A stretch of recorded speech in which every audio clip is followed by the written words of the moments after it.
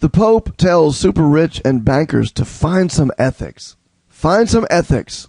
Find some ethics. Let's read about this ethics finding. From Rome, Pope Francis on Monday denounced those getting rich through speculation in financial markets, calling on them to use their investments for the good of humanity. I'd like to tell the Pope something. I'm sure the Pope doesn't listen to me, and that's a mild understatement. But if I could tell the Pope, I'd tell the Pope, don't worry about bankers using their investments for the good of humanity. Why don't you worry about the bankers giving back to humanity that which they've taken, which they are now spending on what is called investments? The bankers and the super rich have taken from the least of us and lined their coffers, literally lined their coffers with the blood and the sweat and the tears and the toil and the suffering and the strife of billions of people to then roll the dice from those endeavors into what they call investments. Bankers don't need to find ethics. The super rich don't need to find ethics. They need to find a way to reach into their pockets and take out what they took and hand it back. Next paragraph, or run-on sentence. Paragraphs don't exist in journalism anymore. It's just big run-on sentences with a bunch of words strung together to look like a paragraph. Quote, it is increasingly intolerable that financial markets are shaping the destiny of peoples rather than serving their needs, or that the few derive immense wealth from financial speculation, while the many are deeply burdened by the consequences. That sounds good. Hey, that sounds like it makes sense. It's intolerable. Financial markets are shaping destiny of peoples rather than serving their needs. But financial markets are never there to serve the needs of anybody but the super rich, but the bankers. There are no financial markets set up to serve the needs of anybody but those at the top of that food chain. The laws, the regulations, the system is all structured with one purpose: to take from the bottom of the chain and feed the top. To argue that very system should be used to serve people who are burdened by the consequences of it is to argue that a lion should become a vegetarian, and that you should somehow be surprised when the lion left in your backyard has eaten your dog and your cat, and when your kids roamed back there, feasted on them as well. It's difficult with a straight face to argue about bankers and the super rich. It's difficult to argue about them finding ethics when you want them to use the very system that they set up to do so. The Pope, who has said he wants to create, quote, a poor church for the poor, has frequently spoken out against the idolatry of money since his election last year. I would argue to the Catholic Church, maybe one of the richest organizations financially in the world. Look it up. Focus on taking your own money and your own resources and handing that back. Let's start with that. Secondly, I don't think we need a poor church for the poor. I think what we need is a playing field where the rules, where the regulatory environments, where the spoils of victory go to those with a level of equality which does not exist. I'm not worried about poor for the poor or rich for the rich. I'm interested in those things which break down the barriers, the false barriers, and remove the false rewards and make it more fair. This idea that the rich and the bankers are somehow going to, in any way, wake up and become ethical, quote, ethical, ignores every day, every week and month and year and decade and century of the entirety of all recorded history. It has never been the case that there's been some groundswell from the banker class that they become somehow philosophic, introspective, and ethical. And I'm not talking about setting up a fund, or I'm not talking about some banker handing out soup at a soup kitchen. I'm telling you something more nuanced. They should not have the money they have in the first place. To argue that bankers who received TARP money, to argue that bankers who literally took from every one of you, to argue that those folks should now use the money they received in ill-gotten ways for the good, is to argue an oxymoron. And it is an argument for morons. It's like asking the pimp or the pusher to start giving some back to the community. Although, ironically, I suspect there are more pimps and pushers who do give back to their communities. It's like robbing a bank, taking $1 million out, and then being asked, now that you've got that $1 million, you mind setting up a fund for the orphans and the widows with that money? The system itself is one which I'm going to surprise some of you now. The system itself is what needs to be fixed, not the bankers and not the super rich. The system itself. We'll talk about that in a moment. 77-year-old Pope says it's important that ethics once again play its due part in the world of finance. When have ethics ever played a part in the world of finance? Serve the interests of peoples and the common good of humanity. What is this guy talking about? When in the entirety of the history of the world? Why do you think Jesus was kicking the money changers out of the temple? Why did he talk about how hard it was for the rich to get to heaven? Do you think this is a new phenomena? That rich folks' needs don't serve the interests of the common good? Is that this somehow news to anybody? It seems that way with respect to the Pope. Francis singled out speculation in agricultural markets, calling it a scandal, which seriously compromises access to food on the part of the poorest members of our human family. Absolutely it does. But don't talk to the bankers. Don't talk to the super rich about not speculating in agricultural markets. What? Seriously? Has the Pope not seen Trading Places? I suggest he may watch that movie. It's got some racy parts he may want to skip over. But again, asking the bankers and the super rich not to speculate in agricultural markets is like asking the fox in the henhouse to stop wanting to eat the chickens. Many of the world's largest banks, including Barclays, Deutsche Bank, and UBS, have sold off or slashed the size of their commodities businesses in the face of heavy criticism for speculating in commodities markets.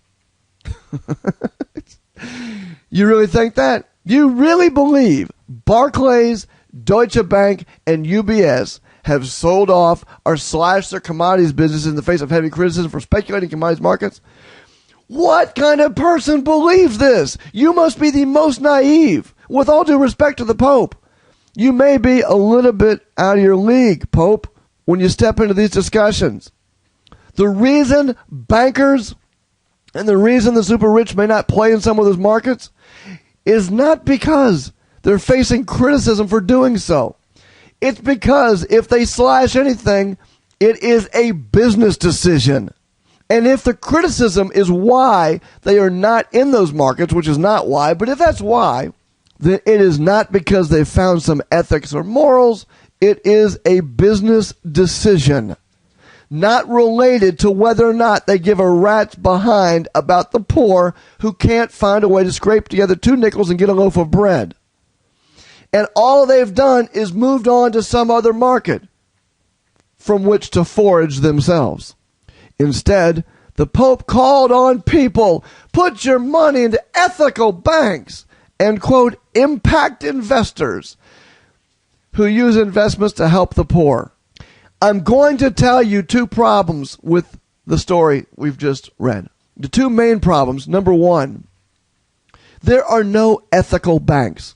Just stop yourself. I don't care if you like your local banker, if you have one. There are no ethical banks. At least not the ones for whom the Pope is making his plea. Deutsche, UBS, Barclays, don't stop there. Goldman Sachs. Oh, yeah, they used to not be a bank, but they were made a bank in 2008. Isn't that funny how that happened? The best and the brightest. American Express, JP Morgan, etc. Isn't it funny how these cats became banks? Just at the time when the market was being crushed, they became banks, the best and the brightest, so they could reach in and grab some of that TARP money. Of course, we were told it was because they were doing so. They didn't want to. The big banks were taking TARP money because they didn't want a stigma attached. Y'all have forgotten that word. You have forgotten the use of the word stigma. Ironically, the root of stigmata. You should go back and search at Google the word stigma and bank in 2008 and 2009 and look at what you were told about why these big, best and brightest Wall Street firms got made banks. It was because they didn't want a stigma attached to all those little banks having to take more money from the American people. Problem number one is ain't no ethics in banking. There are not ethical bankers. You cannot be ethical when your business model is doing nothing and getting paid to do nothing and paid interest to do nothing and taking money from the poor for doing nothing but storing that money in your coffers and then charging people interest to hand it back out again. There is no ethics in that business. It is a business. And business is good. It's good for those bankers.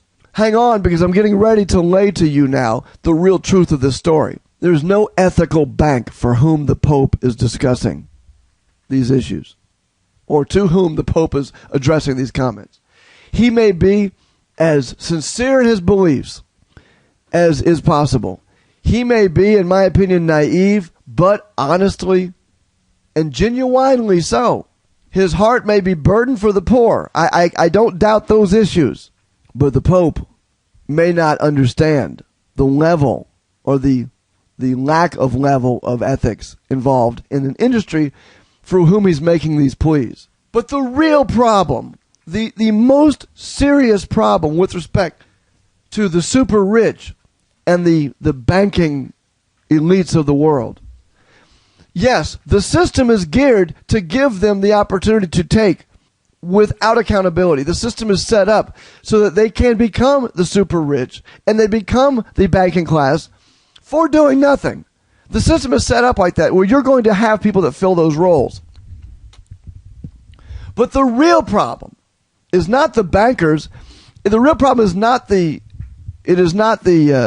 or not they're impact investors or whether they're super rich. The real problem is they are humans just like you and I, with the same greed in their heart and the same lust in their heart and the same predilection to do those things which they ought not to do to those who need it done to them the least and can afford it the least. They have all of the flaws and all of the sins in their heart as every one of you listening to me now. But the difference between the bankers and you is that they have the structure and the mechanism to make their lust become reality. They have the structure and the mechanism to take their wanton desires and greeds and make them become real.